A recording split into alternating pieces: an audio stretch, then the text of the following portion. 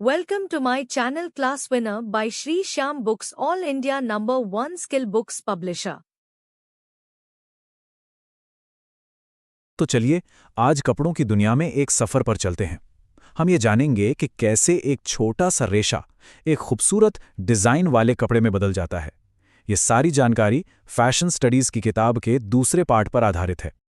और इस सफर की शुरुआत के लिए हमारी किताब की इस लाइन से बेहतर क्या हो सकता है। ये हमें भारत की शानदार कपड़ा विरासत की एक छोटी सी झलक देती है। यहाँ हर धागे की, हर बुनावट की अपनी एक कहानी है।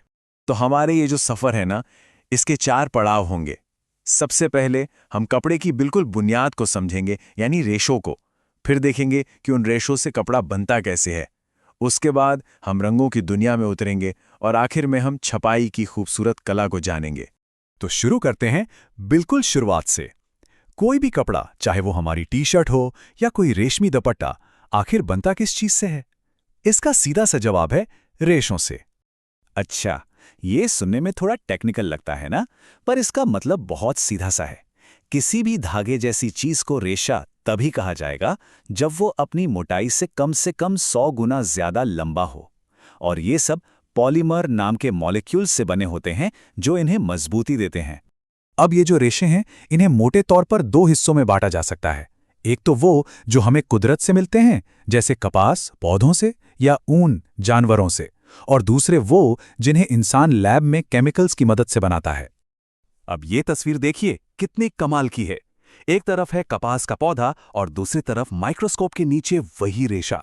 ये जो थोड़ी मुड़ी हुई बीन जैसी शेप है ना, इसी की वजह से कपास इतना मुलायम होता है और पानी भी अच्छी तरह सोख पाता है।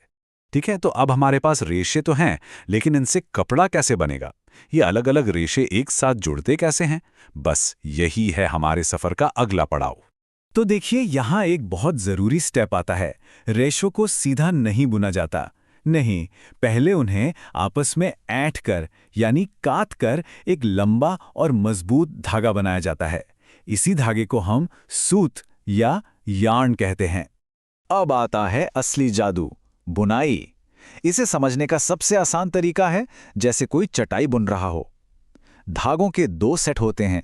जो धागे लंबाई में लगे होते हैं उन्हें ताना कहते हैं, और जो धागे चौड़ाई में इनके बीच से निकलते हैं उन्हें बाना कहते हैं।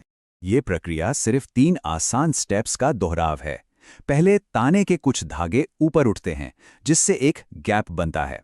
फिर उस गैप से बाने का धागा गुजरता है और आखिर में उसे कसकर अपनी जगह पर ठोक दिया जाता है। बस यही बार बार होता रहता है और कपड़ा बनता चला जाता है। चलिए, कपड़ा तो बन गया, लेकिन अभी इसमें जान नहीं है, रंग नहीं है। तो अब वक्त है इसे जिंदा करने का, इसमें रंग भरने का। रंगाई का सीधा सा मतलब है पूरे कपड़े को रंग के घोल में डुबो देना। होता क्या है कि डाई के छोटे छोटे कण यानी मॉलिक्यूल्स कपड़े के रेशों से जाकर चिपक जाते हैं, एक पक्का बॉन्ड बना लेते हैं। इसी से कपड़े पर एक जैसा पक्का रंग चढ़ जाता है। अब रंग भी 2 तरह के होते हैं। एक तरफ है हमारे पुराने पारंपरिक प्राकृतिक रंग, जो हल्दी, नील या फूलों से मिलते हैं। ये अच्छे तो होते हैं, पर इनका रंग हल्का पड़ सकता है। और दूसरी तरफ हैं सिंथेटिक रंग, जो लैब में बनते हैं।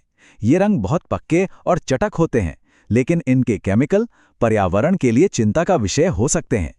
हमने पूरे कपड़े को एक रंग में रंगना तो देख लिया, पर फैशन तो पैटर्न और डिजाइन का नाम है।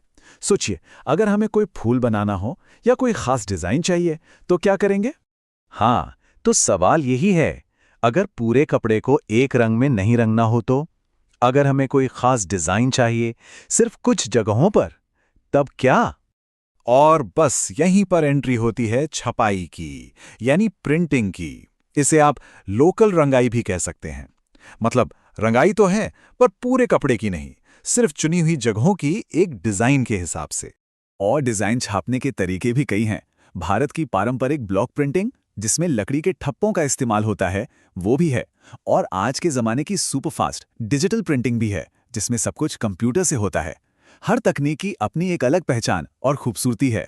तो देखा ना, एक मामूली से रेशे से शुरू होकर सूत बनने, फिर कपड़ा बुनने और आखिर में एक खूबसूरत प्रिंट तक, कपड़े का हर टुकड़ा वाकई एक कमाल के सफर से गुजरता है। ये विज्ञान और कला का एक अद्भुत संगम है। तो अब अगली बार जब कोई भी कपड़ा हाथ में आए तो जरा रुक कर सोचिएगा कि उसका रेशा, उसकी बुनाई, उसका रंग आपको कौन सी कहानी सुना रहा है। Thanks for watching. Don't forget to like, comment, share, subscribe.